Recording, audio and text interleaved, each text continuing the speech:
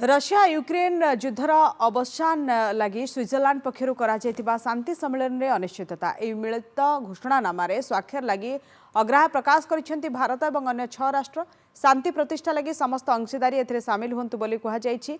स्विट्जरलैंडर बुर्गनेस्टर आयोजित सम्मेलन में 80 रु अधिक राष्ट्र जोग देथिबा बेले अन्य बहु राष्ट्र ए सामिल होई नाहंती। भारत पक्षर इस सम्मेलन में सामिल होते वैदेशिक व्यापार मंत्रालय सचिव पवन कपूर से कहते समस्त अंशीदारी जदि यह उद्यम सामिल हेबे नाही तेबे शांति प्रतिष्ठा संभव नुहे। यह सम्मेलन में समस्त पक्ष उपस्थित न रहिबारु मिलित घोषणानामा भारत स्वाक्षर प्रदान करूना। यूक्रेन सीमागत संहति प्रतिष्ठा जरूरी बोली 80टी राष्ट्र पक्षर घोषणानामा जारी होता। यह पदक्षेप को यूक्रेन राष्ट्रपति वोलोदिमिर जेलेन्स्की स्वागत करिसेंती। ए राजीनामा Saudi Arab, South Africa, UAE, Brazil प्रभृति राष्ट्र स्वाक्षर करना। सम्मेलन को रूसिया को आमंत्रण करा जाई नथिबा बेले चीन जोग देई नथिला।